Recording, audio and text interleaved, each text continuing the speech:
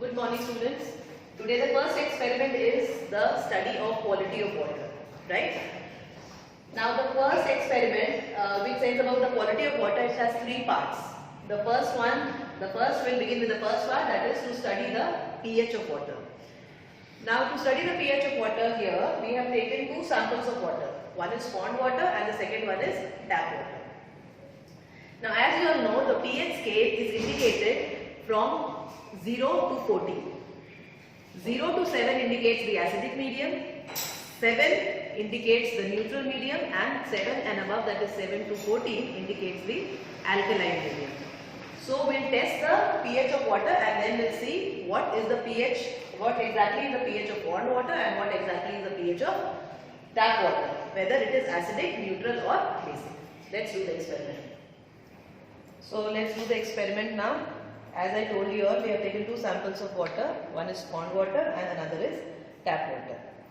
So here now we are going to test the pH of both the samples of water.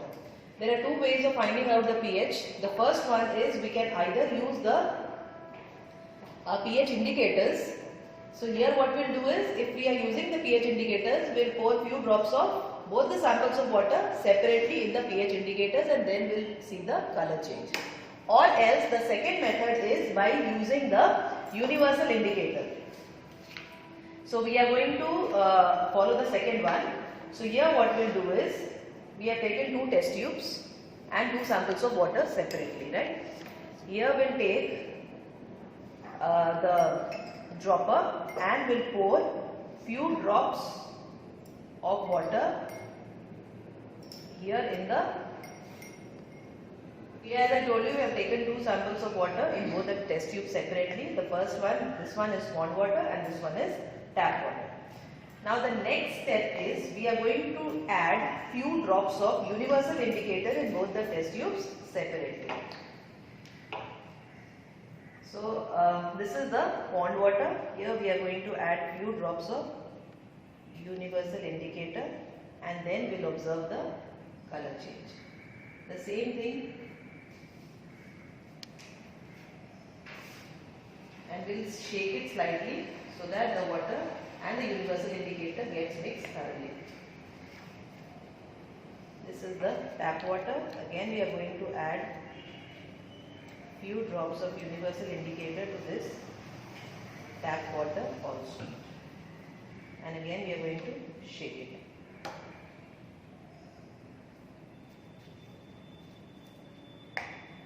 Now we'll wait for some time and then we'll observe the result. See, you can see the color is slightly changing.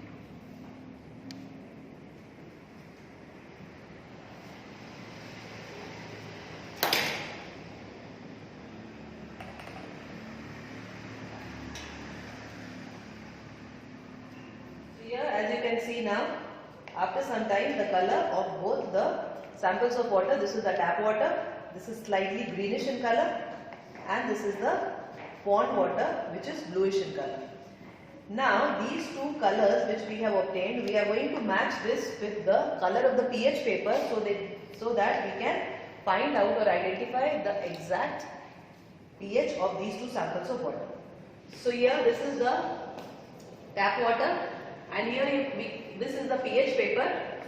Here we are going to match the color of the tap water which we have obtained. See here, the color of the tap water is somewhere between 7 to 8.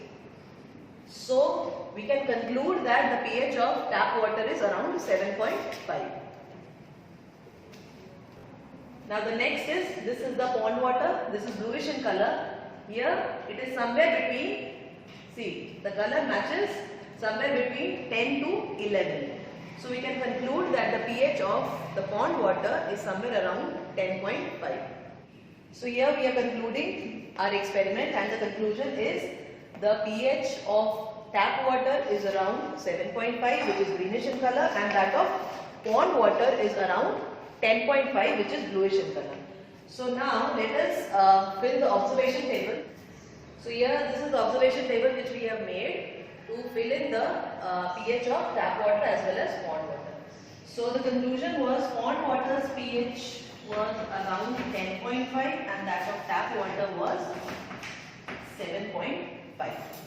So our inference is tap water is near about neutral and the pond water is alkaline in nature. Thank you. So we have already finished with the first part of the water quality, so that is to study the pH of water.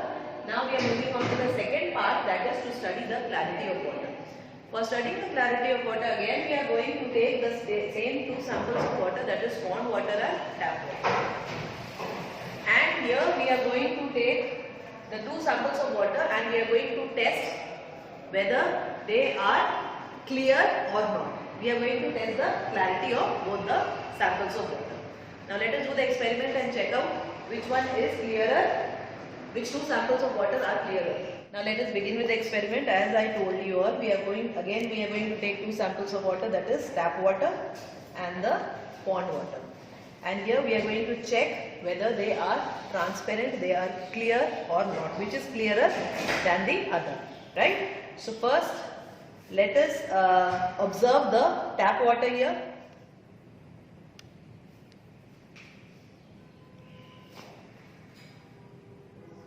Here you can see that the tap water is clearer and here it seems to be transparent, and you can see all the objects on the other side of the water, which I hope is very much clear.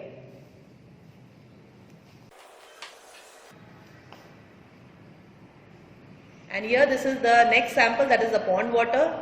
Here you can see that the water is not as clear as the tap water and it is not transparent, it is turbid. So here you can see the turbidity in pond water, because of which the objects or the things kept on the other side is not very much clear as compared to that of tap water. So here we are concluding that the tap water is clearer and is not turbid, and the pond water is turbid and is not as clear as that of tap water. Thank you. So again we are coming back to the first experiment, that is quality of water. We have already finished with the first two subparts. Now we will move to the third one. That is here. Now we are going to see the presence of living organisms in the samples of water. Again we are going to repeat the same two samples of water, that is pond water and tap water. Now in the previous experiment, if you remember, we have checked the clarity of water. In the clarity of water we have concluded that the tap water is much clearer as compared to the pond water. So there are very less possibility or very less chances of the presence of living organisms in tap water. So we are directly going to check the presence of living organisms in pond water. So let us see what we observe in the sample of pond water. We are going to check the sample of pond water under the microscope. Now let us begin with the experiment to check the presence of living organisms in the sample of water. This is the tap water, which is much clearer, as I told you. So there are less chances or less possibility of the presence of living organisms in tap water. So we are going to check the presence of living organisms in pond water. For this, what we are going to do is, we'll take few drops of pond water on the glass slide.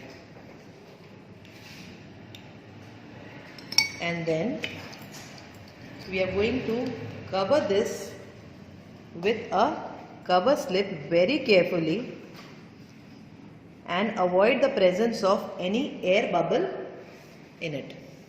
See, this is how we are going to cover it with the cover slip. And the same slide we are going to observe it under the microscope. So here, see, this is the focus on the sample of water which we have taken on the glass slide.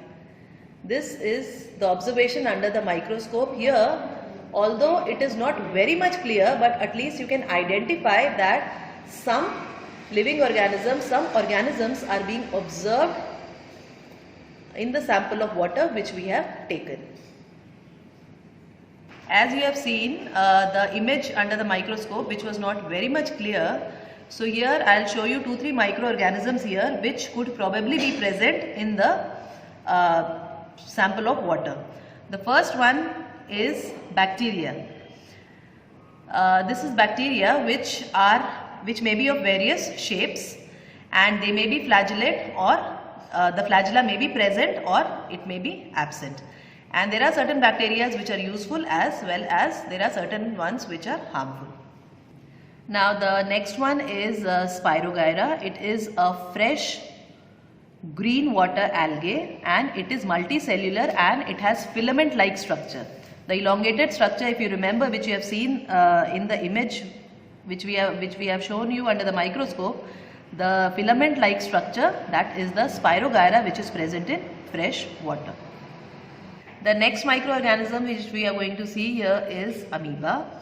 Amoeba is found in fresh water, and it is a minute microscopic organism, and it is irregular in its shape. It doesn't have any fixed shape, and it has irregular shape, and sometimes there may be pseudopodia which is observed, which is also called the false feet, which is small finger like projection.